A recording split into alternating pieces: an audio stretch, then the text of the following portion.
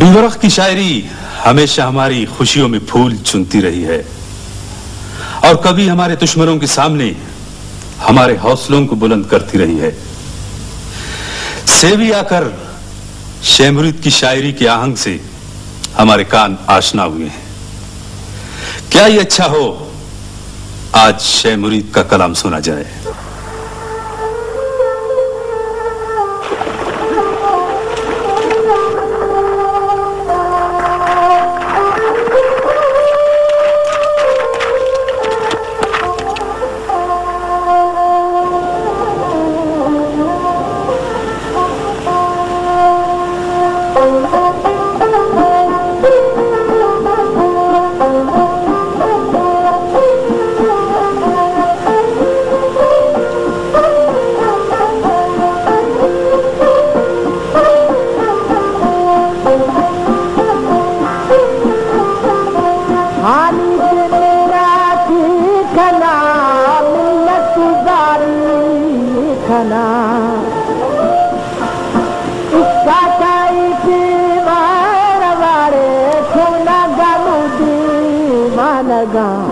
मारा पारे दस्ते गिरा के मारो दस्ता चाबका मानी मानी राधी गिरो मत्ताना मेरा जमी गुस्सा मेरी दिल गुजा हानी सारा कहा। इतने खूबसूरत हाथ सिर्फ हानी के ही हो सकते हैं।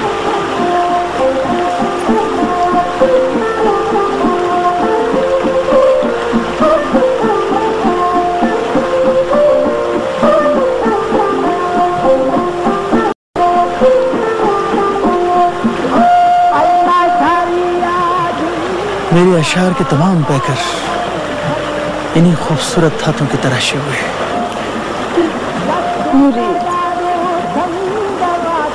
तुम्हारे अल्फाज सच्चे मोतियों की तरह शफाफ और धनी की तरह रंगीन होते हैं। कहाँ से लाते हो ये हुस्न?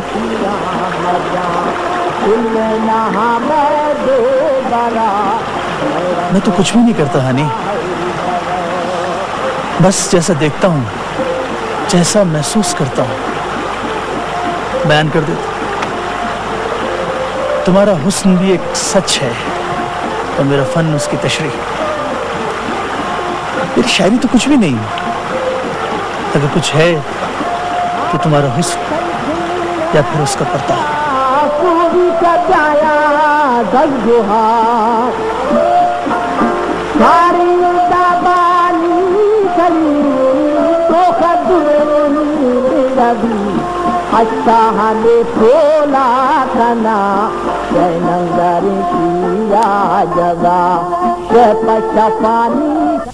मुअज़्ज़िज़ सरदार साहिबान, मैं आप सब का मशकूर हूँ कि आप सब ने इस पीर के डेरे पर मिल बैठने का शरफ बख्शा है।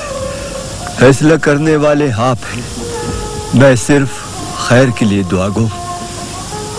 मैंने अपनी दस्तारबंदी के वक्त अहद किया था कि मैं इस कौम के इत्तफाक और बेहतरी के लिए हर मुमकिन कोशिश करूंगा, और आज मेरी यहाँ मौजूदगी भी इस बात की दलील है कि मैंने इतने बड़े वाक़े को कोई मसला नहीं बनाया। और मैं समझता हूं कि मीर गौराम की भी यही सोच होगी। अब काबिल कबूल शराइत का इजहार कर दिया जाए ताकि इस मामले को आसानी से निपटाया जा सके। आज मेरा यहाँ मौजूद होना इस बात का सबूत है कि मेरे ख्यालात मीर चाकर से मुख्तलिफ नहीं है। रिवायात को सब जानते हैं, इनसे इनहराफ भी नहीं किया जा सकता। मैं चाहता तो मीर चाकर के साथ मिलकर कोई फैसला कर सकता था। तो अब रिवाज के मुताबिक पहली शर्त यह है कि हिप्तान और ब्यूरिक को हमारे हवाले किया जाए क़िसास के तौर पर। दूसरी सूरत में उमर नुहानी की घोड़ी कसास के तौर पर हमारे हवाले की जाए ताकि गलती के एतराफ के तौर पर निशानी हमारे पास रहे। इसके अलावा कोई और सूरत? तीसरी सूरत न मैं चाहूंगा न आप। ठीक है, अब हमें 2 दिन की मोहलत दी जाए ताकि इन दोनों में से एक शर्त पूरी कर दी जाए। मीर बालाज, एक घोड़ी, सिर्फ एक घोड़ी। क्या तुम समझते हो कि वो एक घोड़ी हमारे बेशुमार आदमियों का खून बहा हो सकती है? बज़ाहिर नहीं। तो क्या तुम समझते हो कि इस तरह हमने मीर चाकर खान को इंतखाब के एक मुश्किल दौराहे पर ला खड़ा किया है? रामायण, सरदार चाकर खान बेवरग और हेप्तान को हमें खून बहा में नहीं देगा, लेकिन सरदार होने के नाते वो मीर उमर नौहानी की घोड़ी शायद ले आए। यही तो मैं भी कह रहा हूं। तुम उमर नौहानी का कौल भूल रहे हो जो उसने चाकर के भरे दीवान में दिया था? रामायण, उमर नौहानी घर पे मौजूद नहीं और 4 दिनों तक उसकी आमद मुमकिन नहीं, जबकि सरदार चाकर खान ने घोड़ी हमें 2 दिन के अंदर अंदर लाकर देनी है।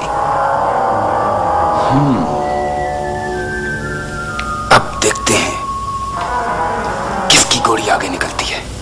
3 शर्तें रखी है मीर गौराम ने। पहली ये कि मैं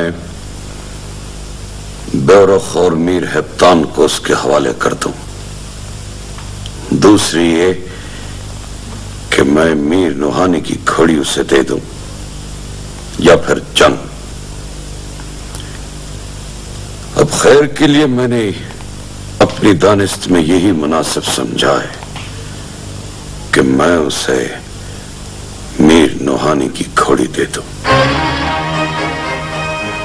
तुम मीर नौहानी की बीवी होने के नाते घोड़ी के बारे में उसके कौल को अच्छी तरह से जानती हो।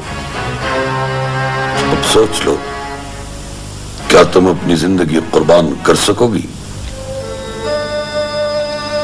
मीर बेवरख और हेप्तान की खैर के लिए मुझे अपनी जान की कोई परवाह नहीं, लेकिन आप? मेरी बात रहने दो। खैर के लिए मैं सब कुछ बर्दाश्त कर सकता हूं। खैर के लिए जान देने में मुझे भी कोई घबराहट नहीं। आप घोड़ी ले जाएं। थोड़ा में थे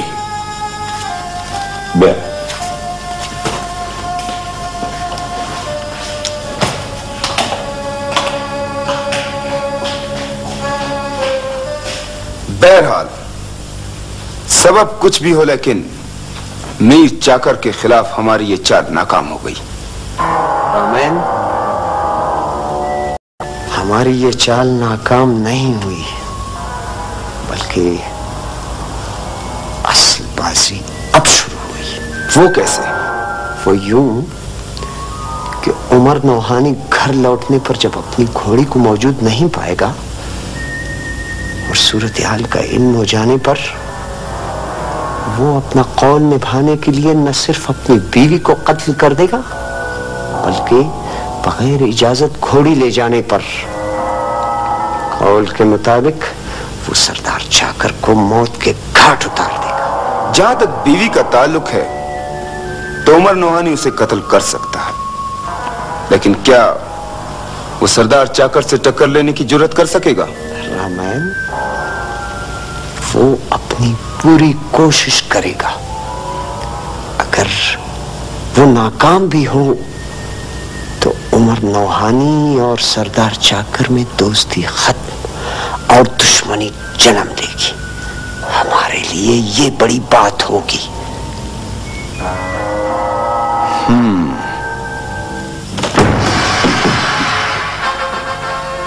मेरी घोड़ी कहाँ है?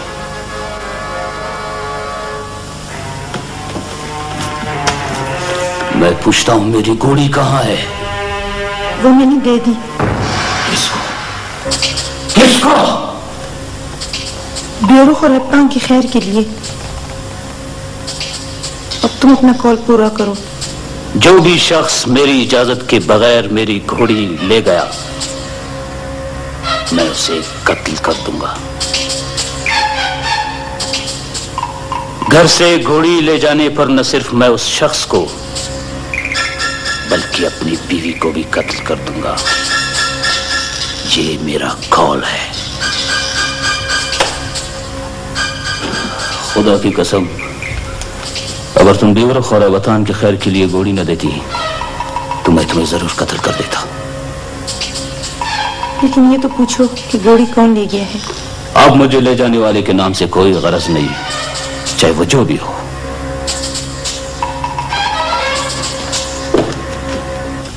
मुराद, मैंने तुम्हें इसलिए बुलाया है कि अपने मंसूबे पर अमल करने का इससे बेहतरीन मौका कोई और नहीं। वो कैसे? तुम्हें पता है कि उमर नौहानी कौल हार चुका है, और इस खैर की खुशी में जाड़ों ने कल अपने घर पे एक दावत का एहतमाम किया है। मेरे लिए क्या हुक्म है? तुम्हें अब ये करना है कि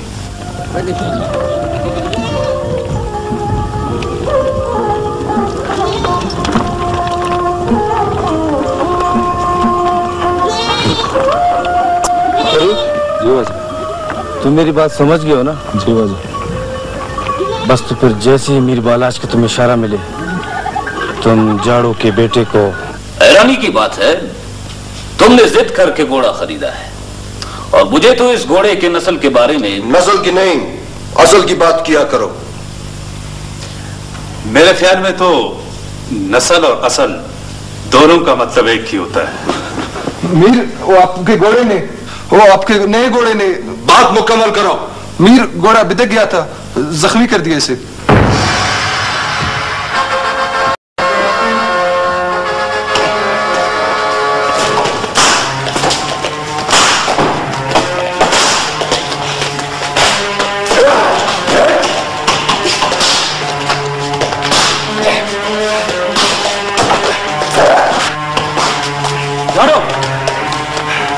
अपनी पसंद के इतनी कीमती घोड़े को इस बेदर्दी से मारना?